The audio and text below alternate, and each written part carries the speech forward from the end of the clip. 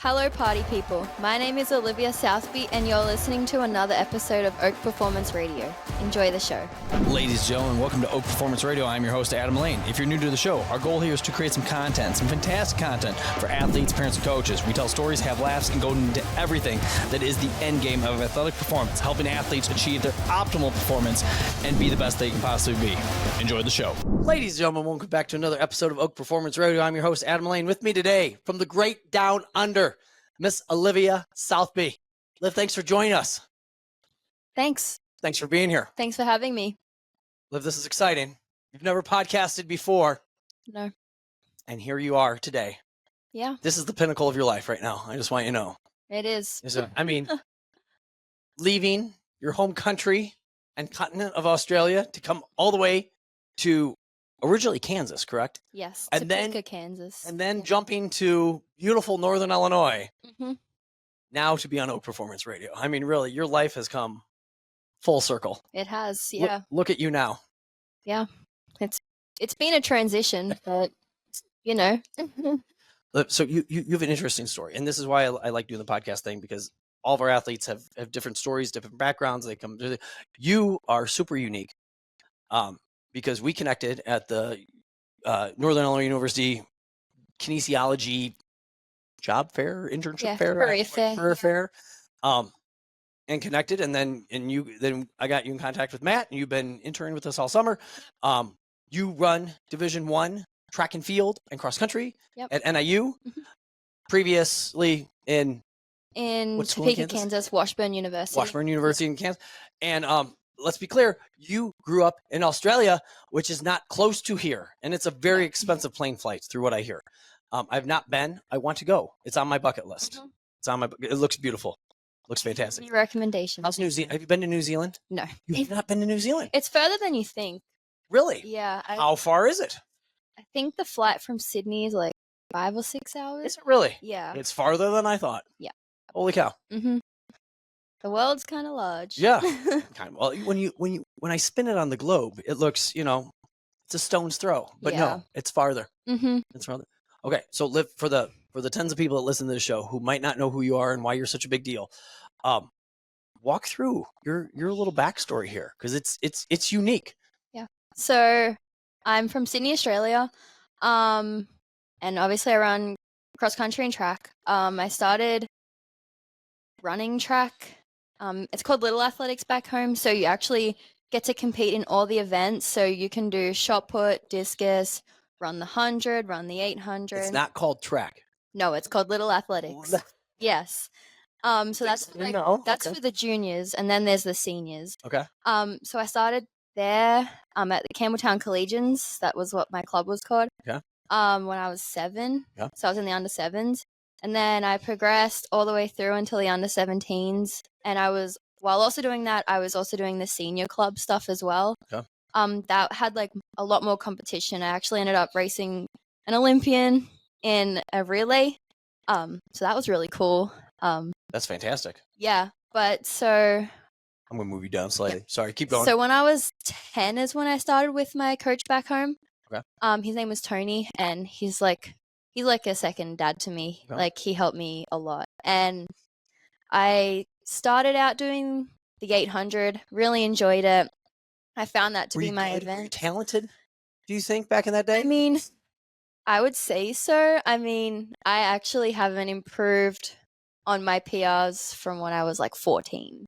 And I'm now 21.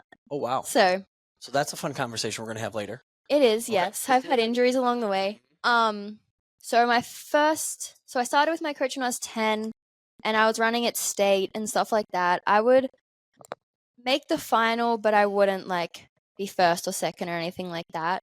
And then when I was 13, that was like kind of the first year you could qualify for nationals. Yeah.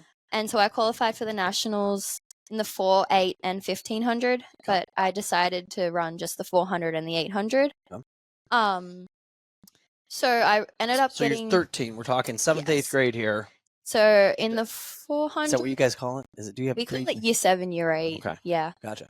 So I was in year 7, my first nationals, and in the 400 I got 4th in nationals, and then in the 800 I actually had a panic attack mid-race. That's been a big issue with my nerves throughout my track career. Okay. But I just got too nervous, so I think I would have ended up medaling if I actually finished the race, but that's a shoulda, coulda, woulda thing now. Okay. So you can't really dwell on it too much. But so that was a really exciting nationals, and then just from there, every year I like raced at nationals.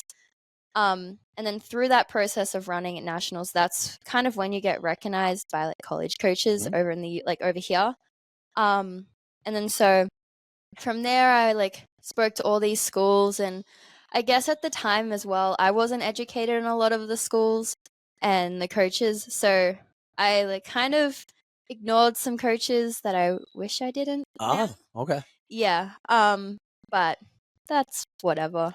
Because you were telling me earlier that that Australia does not have the collegiate running. Well, yeah. So if you want to run while you're still in university, like you can't. It's like you have to decide what you want to do. Yeah. Is that for all sports? Pretty much, Okay. yeah. Like if you're gonna play like rugby, like you're not really gonna go to school at the same time. Okay. So that's what's really unique about the US. Yeah. And like the student athlete thing. Yeah, is not a thing. It's not. You're either a student or an athlete. Yeah. So like even when I was in high school, like teachers thought it was like kind of like weird what I was doing because I wouldn't be at school because I would be traveling for nationals in Western Australia, and like that's far away. So I missed like a whole week of school, and they didn't like that. But so then then I ended up committing to Washburn University, which is a Division 2. I went there because the coach that recruited me, he was originally at Adams State, and that's pretty much the best Division 2 school for distance running. Okay. Where's Adams State? Colorado. Okay. Yeah. Yes, we talked about this. Yes. Yeah, yep. A lot of mileage. Yes. Okay. So I ended up going to Washburn. It was a good experience, and I definitely learned a lot, but it wasn't the place for me. Okay. Also coming from Sydney and going to such a it's the opposite pretty much. Like considering that Topeka is supposed to be the capital of Kansas, it was mind blowing how small the city was. So say supposed to be. It was a culture shock, that's for sure. And then so my freshman year, I decided to transfer, and that's how I ended up at NIU. Okay. And now I'll be a senior, so it's my last year. Yeah. But yeah. Look at this. Yeah. So, again, super interesting. I think it's, with all the kids that have come through our program that go off and play college and stuff like that, a lot of these kids, I mean, even going locally to Rockford College or, Rock Valley or something like that, they will live at home, and do the student athlete experience. You moved from Sydney to Topeka. Yep. How, I mean, did you have other friends of yours that like you saw doing this and you're like, I want to be like them? Were you just like, I want to get like, I could see that being, how do your parents feel about this whole thing? Like this is a nerve-wracking thing. I mean, we have some of our parents are losing their mind because their little babies are going to Missouri, 6 hours away. Yeah. And you're like a 12-hour plane flight. Like it's Yeah, my parents have been definitely very supportive. They wanted me to like follow my dreams, and I think it ended up being the best thing for me because back home, like everyone is like, I feel like still there. Like some people have moved on, but everyone is still there. Okay. And I like that I've created like another life for myself. I have new friends, and like there's nothing wrong with having your same group of friends at all. But I think you're on podcasts now. Really? I mean, look at that. I think it's just like being able to see different perspectives and like different how people like live their lives. Yeah. I think has it been like really eye-opening because like if you're back at home and just like stuck in your own little box, you don't really grow as a person. And so I think I've really grown a lot. And it's also made me tougher. I don't think if I was at home, I would be as resilient as I am now. And I think, especially going through the college system, I mean, that has to make you resilient because it can be a crazy ride. But in terms of like knowing people, there was a girl in my club who went over for a year. She was a couple years older than me. And I thought like that was really cool. But the main person that I saw was Jessica Hull, and she's now one of Australia's most decorated runners. Yeah. She actually she ran at the University of Oregon, and she just recently broke the world record in the 2K. So I kind of saw her. How fast? I don't even know what the time was. It was very quick. I don't know either. I don't remember. I didn't even know 2K was a race, to be honest with you. It was in the Diamond League, so they don't actually race it, but it was like one of those fun races. But she's run 350 in the 1500, and then is the 5th fastest woman in the world. No. So a little bit fast. Very fast, yeah. So I saw her, and there was a couple, like there are a few girls older than me that were doing. I didn't know them personally, but I just thought that was really cool, and I wanted to do like the same thing. So that's kind of how like I got into that. I was like, oh, that's super cool. I mean, me being like naive and little, I was like, oh, I want to go to Oregon, but I was not gonna go to Oregon. Like you have to be like top 20 in the world in your age to be even considered. So yeah. So we're at NIU. Yeah. Not quite Oregon, but nothing wrong with NIU. Nothing wrong with NIU. So in the way of you getting back home, how often do you get home? So I go home pretty much all like for Christmas, and then I normally go home for summer break as well. But obviously, I wanted to do. But you're here. Oh man. Yeah, I wanted to do my internship. It's part of my like syllabus and stuff like that, and like my course. So I just wanted to do that, and yeah. There you go. Yeah. How what surprised you the most about coming to the U.S. in anything? I don't even know where I'm going with this question. My oddly enough, my sister and my wife both student taught in New Zealand. Not the same country. I'm very aware. Yeah. But you're closer to each other than what we are here. And similar in a lot of ways to the U.S. I'm curious, somebody moving over from here, and then not just like moving, getting a job, but like you're going through the educational system. You're going through like, I'm assuming the coaching and the practice stuff was different. Yes. In some capacity. And then all of a sudden you decide to transfer, and like, what surprised you the most about this whole experience? There's a lot of things, honestly. I can't imagine. I would think there'd be a lot of things. Like I would think thing after thing after thing after thing is new and unique. And I mean, kids freak out about going to college to begin with. You're going to college on the other side of the world. So I would say in terms of the coaching, here, especially like at the collegiate level, everything is like distance. And my coach, we did a lot of speed. Even though I was running the 800 and the 1500, it was still a lot of speed. Like my long run, I think at max the whole time I was there was like 12 kilometers, which I don't know what that is in miles, but that would be, it's like 7 point something. Yes. Yeah. 7.5-ish. Yeah. So it wasn't too long. And then also for me, I didn't focus at all on cross country. I hated it. Still do. But here it's such an important part of it for a lot of coaches as well. So I'd say that because a lot of your track coaches are also the cross country coaches. Yes. And so I would say that has probably been like a big part in terms of coaching. I'd say the team environment for cross country and track is a lot different to at home. Like at home, it's a very individual sport, but at the end of the day, you're still going to be like happy for the girls you race because you kind of create a family, especially in like your state level meet. So I've got like a bunch of friends, and like it didn't matter who won that day or anything like that. Like we would hug each other, go like cool down with each other afterwards, and like would be happy for each other. But here I've found that even some of like your own teammates might not always be happy for you. And like even like after a race or something, like you don't get a like good job, like nothing. Like from like other girls in the race. Like if I didn't know the girl in the race, I would still give her a hug. You know? So that was a really big difference. I was like, everyone's walking away. Like, why is no one like shaking hands or anything? Like, I thought that was really weird. I think it's just I think it's definitely a cultural thing. That's what I was gonna say. Okay. Yeah.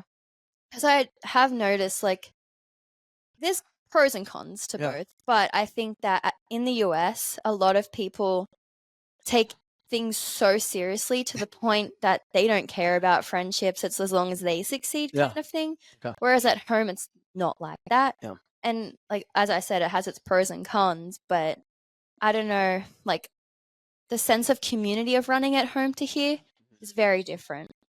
So yeah, that would be like the two big things, especially in track. Yeah. Interesting. Yeah. Let's just so people know. Again, we said, hey, you went to a very good D2 school. Mm-hmm. Now you're at a D1 school. Your best times, 800, best 800. 2:16. Okay. Yeah. Which is moving. Yeah. Okay, so that's 2 laps on the track, ladies and gentlemen. 2:16. That is fast. Best 400. 58.6. Had a girl. Best 1500. 4:49. Okay. I ran the 4:49 when I was 13, to put that into perspective. Oh my gosh. Yeah.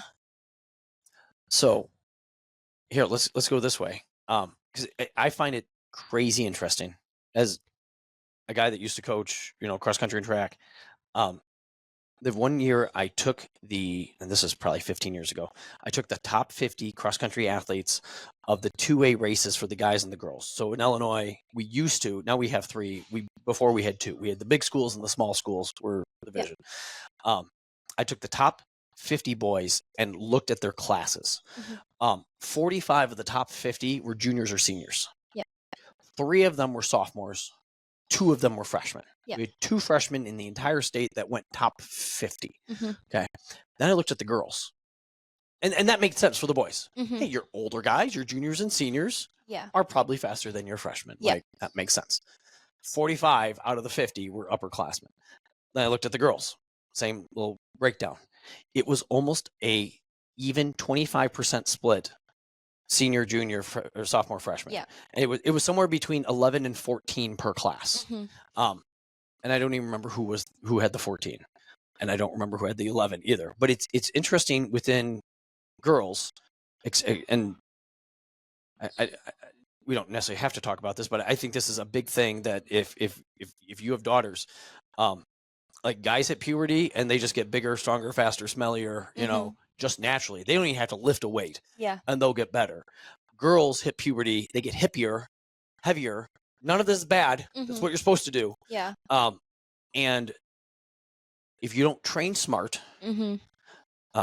And I'm talking strength training, and I'm talking actual whatever sport run training that you're doing, we saw girls get slower. Like mm-hmm. we had girls that were studs as freshmen and sophomores. Yeah. And then they fell off the wagon. And kids that were like 1, 2, 3 on our cross country team who turned into our 4, 5, and 6 runner. Yeah. And that was a really hard pill for them to swallow because they're like, oh my gosh, now this is running our number 1. What happened? I used to be that number 1. And it was mentally screwed with them. And I agree with you with the competitiveness of the US at times. Instead of having this like, hey, good job, way to work hard, it's this, good job, I hope you trip and die, and I take your spot. Like, it's tough. There's that, and again, I think it also depends on who you're around. Mm-hmm. You're running Division I. I mean, this is like a very competitive thing. Mm-hmm. This isn't just a D3 intramural program. Like you're trying to be competitive. Your best 1500 time was that of a 13-year-old. Yeah. Okay. Do you think you're close to that right now? That's a stellar time, by the way. For what? 440? 449. Okay. Basically running a mile, friends. Let's be clear. A little short of a mile, but whatever. 100 meters less. Yeah. Yep. It's still, whatever. That would have been a 5:10.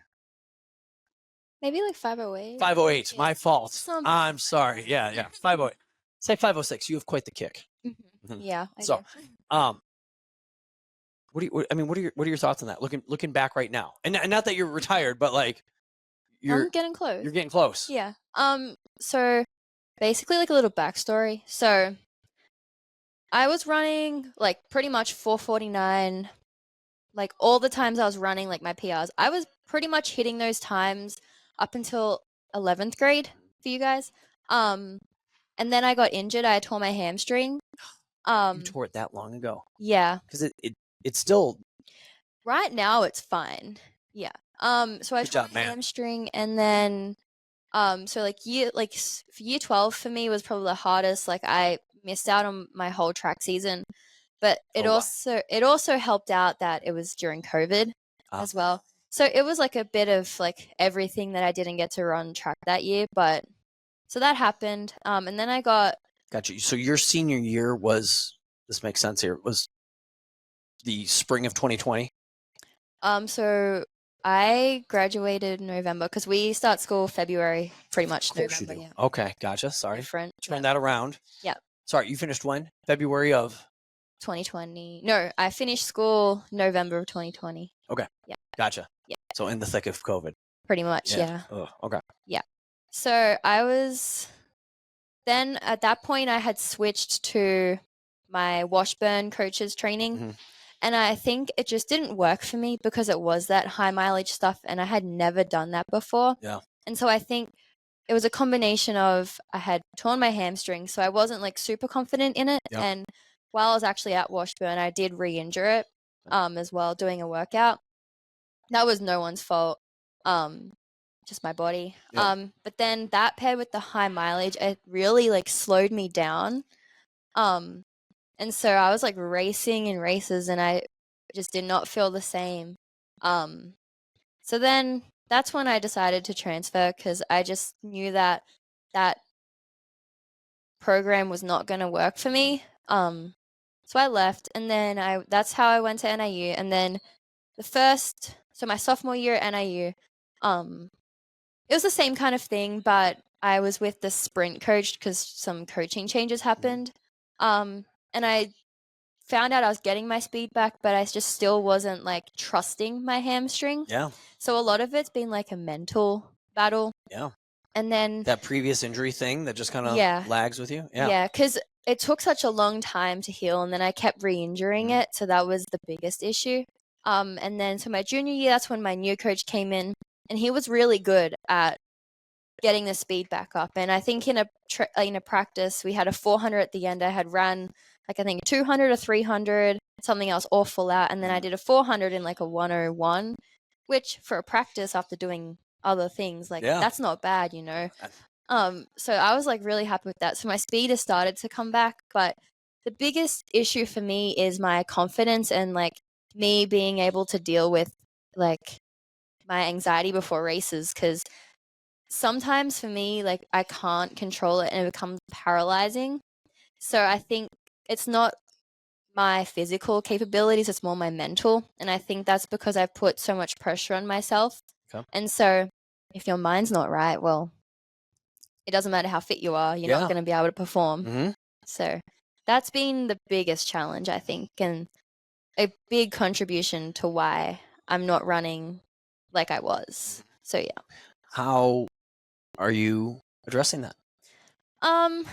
So I've been not really doing much about it, I'll be honest. But NIU does have a sports psychologist at the school, so I have been thinking about going and speaking to them. It's also because what do you want to do in life? So I do want to, after I graduate, I do want to study a master's in sports psychology. See how I tied that in there? Yes, I did. That's why I host a podcast. Nailed that. Because I'm just like very interested in that. Like, I want to be able to help people.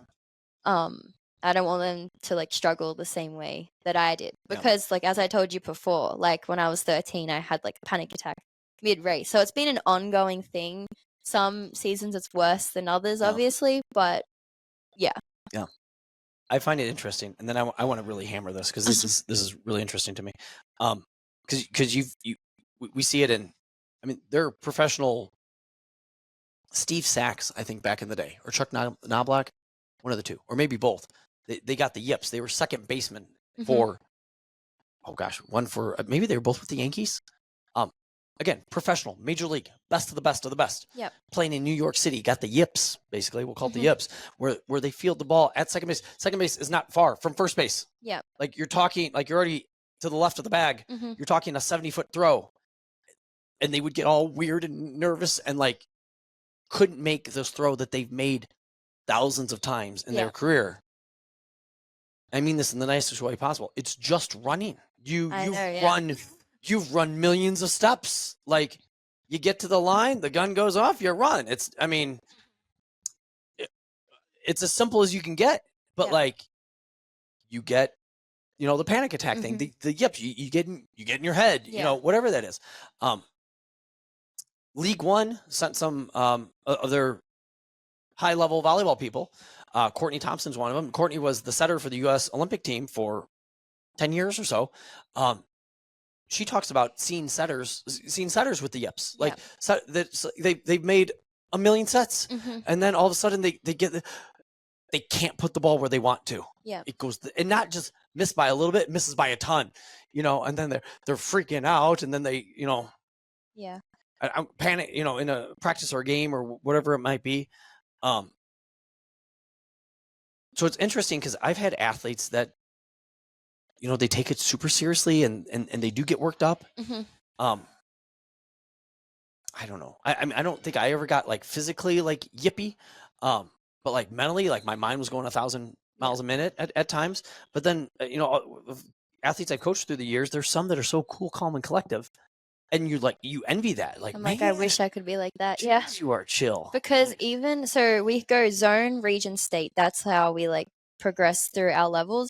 And so at zone, in Australia? In Australia. Okay, gotcha. So I like won every single year. Like, I'm not trying to talk myself up, but this is just like the story. So I won every single year. I want people to realize how good you are here. You're not just, I didn't just get you on the podcast here because you're from Australia. Like, you are freaking fast at a very high level. So just so people know. Sorry. So you can brag as much as you want. So I ran every single year at zone and I won. And especially in the 1500, I get really nervous. And one time I got so nervous, like threw up before the race. I ended up winning and beating the next person by like over 300 meters. So my parents like, why were you so nervous? Look how much you just beat everyone by. And it's like, I don't know. I just am. Yeah. And it's just always been like that. It's like a constant thing. It doesn't matter who I'm racing. Like, it's the same. Yeah. So yeah. Interesting. In the way of, just, you said you haven't done much yet. What have you done? In the way of, because I'm like, for somebody, if you're me, which you're not, but if you were, you have more talent in you than I ever had anywhere in life. Like, I'd want to maximize this talent the best way I can. It's your last go, your senior year. It's important, but it's not life and death. There's things after college here, you'll be great. What are you like? Obviously you don't like having panic attacks and stuff like that. How are we?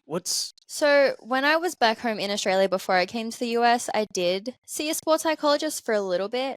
Didn't work for me, like who I was going to. I think you need to find like a person for you. Because you need to have like that connection. But I don't know. I feel like I did start doing meditation this season. I don't know. I feel like it calmed me maybe a little, or it could just be like a placebo effect. But in my mind, it worked. And like, there's some schools that actually do that, like NAU. The coaches make them do it before like every race. They make them meditate and do like a relaxation thing. So I think it does work. But you just have to do it the right way. Yeah. I find it very interesting / almost weird that that's become such a thing. A buddy of mine from high school actually is the director of meditation training at the University of Wisconsin. So I don't think this job exists anywhere else. He lived in the area. He was doing some things, from a meditative standpoint. He got connected with some people and started working with some of the sports teams. And all, next thing you know, he got a job. I don't think this job exists anywhere else, but he's a Big Ten, dare I say coach, but like working with the volleyball team, working with the track team, working with the football team, the basketball team. I don't know if he's with the track team. Sorry, I said that. I don't know if that's accurate. But like, he worked with when Wisconsin won the national championship, 3 years ago,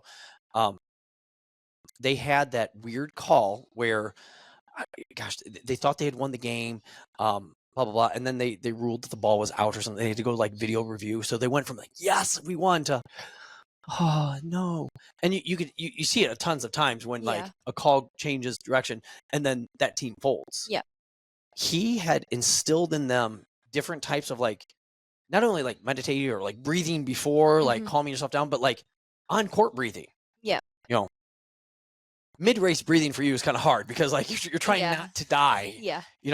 During it, but like, okay, call myself ready, next ball, and get ready for it. And Wisconsin ended up winning on the next ball, so they were, ball happened to roll their to, whatever it is. But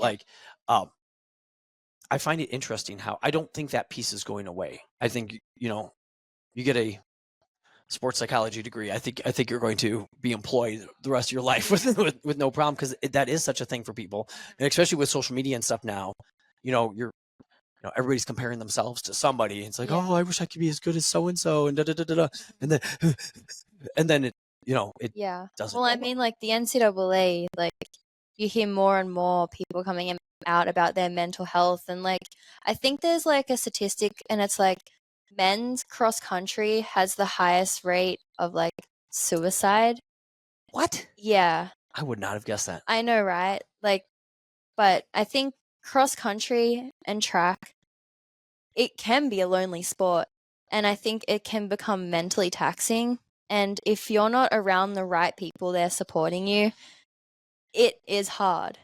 And I think it's very sad that there's still not enough support for people as well, because there's so many people out there struggling, and it's crazy to me, really. Yeah. Wow. Men's cross country. Yep. See, that's so interesting to me, because you would think, like, just looking in from the outside without knowing, like, if you didn't know a whole lot about the sport, these are people who are outside in nature, running, being healthy. Yeah. Their resting pulse is 36, like Yeah. they're lean, they're all the things, you're checking all the boxes of health. Yeah. But the stress on their body without the necessary support turns into bad stuff. Jeez. Yeah. I wouldn't. Is girls cross country that far removed? Maybe this is why you hate cross country. I would say, from what I've noticed, eating disorders is a really big thing. At home, not as prevalent, but here, like, you just hear more and more stories all the time, and like you even see girls on the start line and they just look sick, and you're like, you shouldn't be racing. Yeah. Like, how this isn't sustainable. So, I think for women's cross country and track, that's the biggest. Yeah. Yeah. Jeez. Damn. Yeah. Liv, what do we miss? What do you wish I would have asked you that I didn't? I don't know. You have very, very interesting. What are the goals for this coming year? I just want to be able to run happy and enjoy the sport. Last season was a little tricky. So I'd want to run for myself. And just finish off like my track career happy and content with what I've done. I don't want to like let anyone like pressure me or like made to feel a certain way about my performance. As long as I'm happy, like I'll be fine, So that's my goal for track. How do you know if you achieve that goal? Well, I think just what would make you happy? I would like to run a PR or as close to my PR as I can. That would make me happy. In the 8? In the 8 or the 15, whatever works. I'm not running 4s. So that will stay the same, but hopefully in the 8 and the 15, yeah. Okay. Can I dig a little bit more? Uh-huh. Tell me no if this is getting too personal. So you said I want to run for myself. Run to make me happy. It implies, in my mind, that you've been running for not yourself and for others, and you're putting yourself through the pain and the torture that is distance running, track, cross country, whatever, for others. And I could see, again, as a former cross country track coach, like when you're not doing it for the right reasons, if you feel like every day is every day time you lace up your shoes, you're like, oh my gosh, I hate this so much. Like, and people get burnt out. You see kids get burnt out. Yeah. You just happen to be, most kids get burnt out and quit. You just happen to be super talented, and be really, really, really good. And, you're still going here. Yeah. I don't know what my question is, Liv. What, have you not been running for yourself? I think I have been, but at the same time, especially in the collegiate environment, you have the added pressure of the coaches, of your teammates. I wouldn't say my teammates have been a pressure at all. Like, I love all of them, but I think the coaches and just like the environment, they put a lot of pressure on you. And like, I've been happy with the race when my coach hasn't been happy with the race. Gotcha. So that's its own thing. But I would say if like I do run for myself, but I don't want to like change how I feel about the race because someone else didn't feel the same way. Yeah. So yeah. Gotcha. That's the main point of that. Gotcha. Yeah. When I think it goes to show how serious isn't a strong enough word. Competitive is not a strong enough word. How seriously competitive Division I sport can be. Mm-hmm. And even Division II is becoming the same way as well. Like, as I said, Adams State before, that would beat like most Division Ones. Like, there was 1 year at NCAA D2 Nationals where they would have won D1 Nationals with their times combined. Wow. Yeah. Is there girls program and boys program that good? Yes. Wow. Yeah. Holy cow. Mm-hmm. I mean, I think they're like 7,500 feet in altitude. Yeah. They're very high up. Oh, that's a thing too. Yep. Yeah. So when they come to sea level, it's like, yeah. Oh, fresh air. Yeah. Look at that. Yeah. Have you run at altitude? I've been to Colorado once and I ran a couple of times. I didn't notice it the couple of times I ran, but yeah. Where in Colorado? It was like near Denver. Okay. Yeah. We went to Breckenridge once, and I ran in the winter. Mm-hmm. And I'm like, oh, I'll be fine. I ran 5. Yeah. That night, my lungs have like it was work to breathe. It was so weird. It was the weirdest. I probably bit off a little bit more than I could chew. Yeah. Also not a Division I track athlete. Weird. I never ran 450. Even close. So, I think it's interesting how, and again, a lot of times people think more is better and better is more. That D1 is better than D2, D2 is better than D3. And I'm amazed that we've had kids who have gone to D3 schools or NAI schools who have had phenomenal experiences and really, really enjoyed them. Yeah. And not saying that you're not, but yours comes with more pressure. Yes. And now you're expected to handle this pressure without your family here. Yeah. I sometimes do wish that I did stay Division II. I love NIU. I love like DeKalb, which is an unpopular opinion. It's a weird thing to say. I've never heard anybody say that. Unpopular, but I do like it. But I think there are worse places. There is, but I think that I would have enjoyed running more, and I would have, I don't know, felt like more like a person because Division I it's like a business, and they treat it like a business. Which we're people and we're kids. So I find it really hard to like our kids grasp why they treat it like that. And I guess now there's just so much money in it with now like NIL and things like that. But for track especially, like that stuff doesn't matter. Yeah. You know, like we're never gonna get the money. Like to become an Olympian, like it's like I don't even know what the statistic would be, but it's a long shot. I'm sorry, but like if you're at a low tier Division I, you could make the Olympics, don't get me wrong, but the possibility is low. Yeah. And so I think like that is what some people need to understand as well. So yeah. Yeah. This is fantastic. What else? Do we miss anything? What do you wish I would have asked you? I already asked you this, but any other snippet you want to leave people with? I feel like we could talk about like the difference between how kids are here and at home. Let's do it.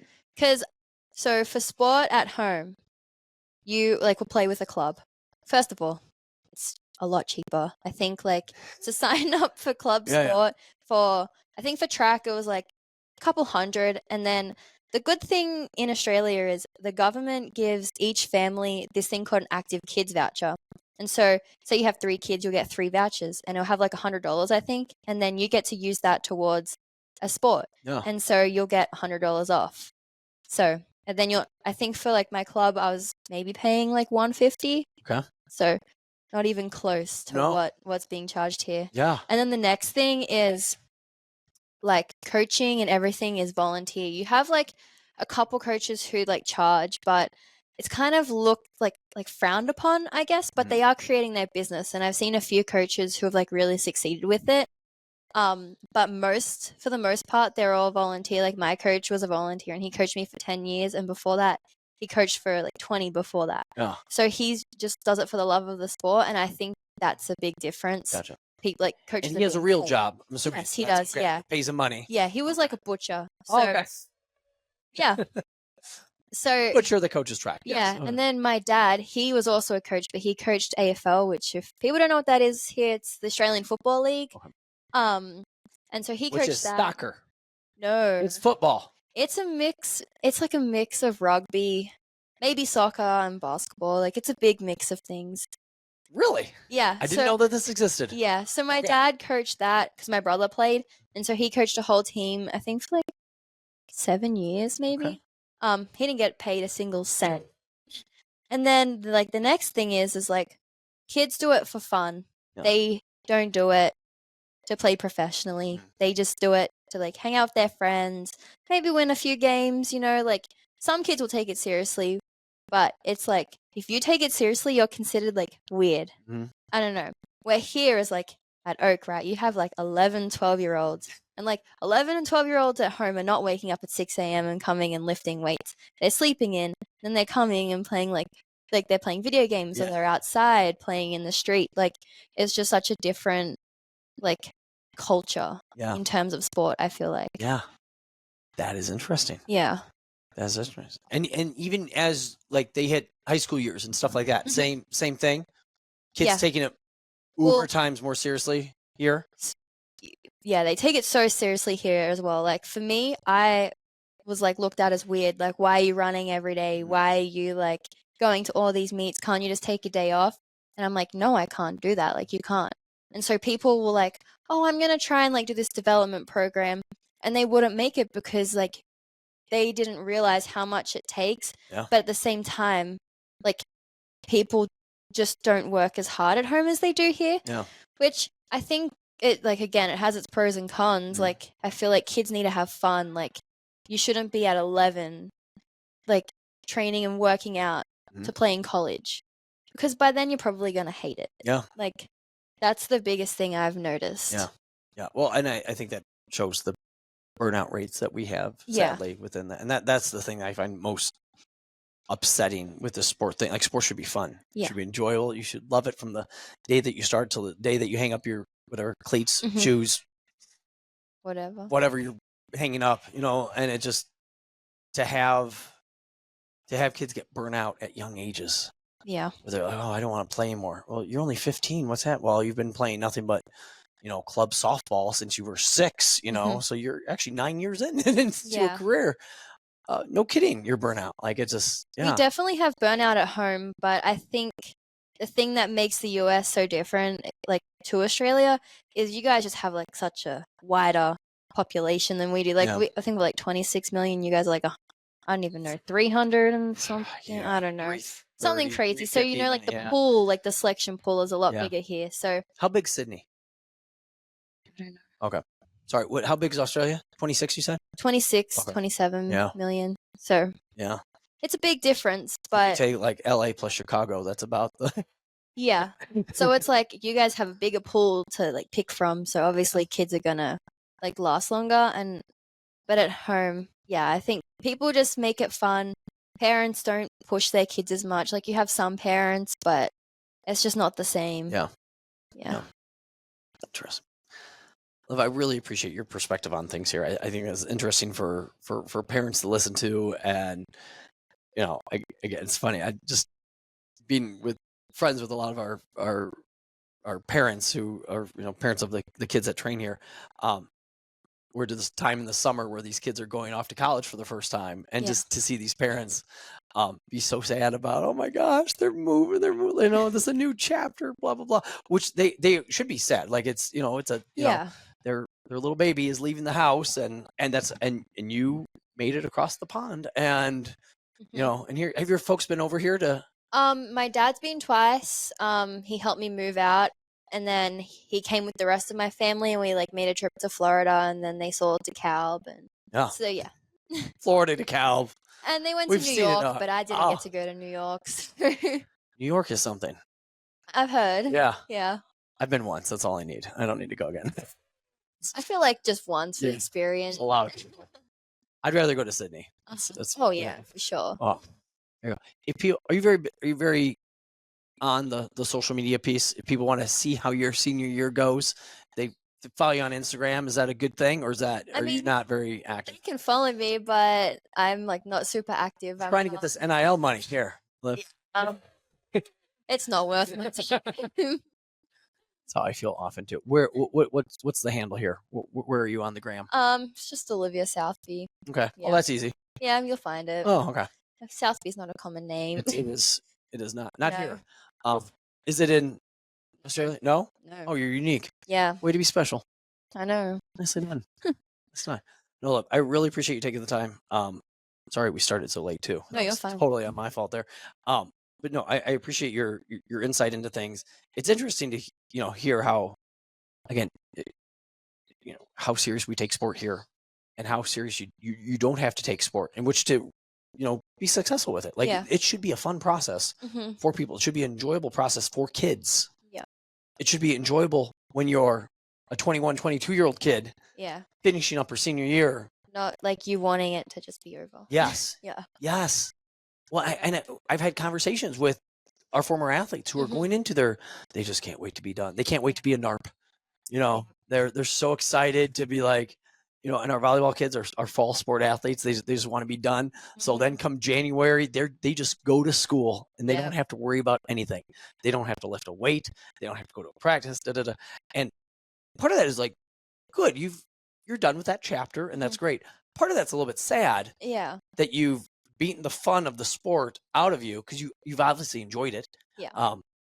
Not you. I'm talking about people in general. Well, you too, but like and that's the thing. So I think it's your perspective is very unique, especially from not being here, but to be here and to be in a Division I school where they take results very seriously, and here we go. And you want to specialize and specifically major in probably your one weakness, if I can say that. Can I say that? Is that fair to say? Okay. Definitely.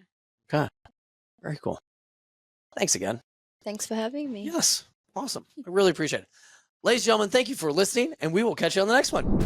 Ladies and gentlemen, thanks again for listening to another episode of Oak Performance Radio. Don't forget to check us out on the social at Oak Performance and online at www.oakstrength.com/Oak Performance.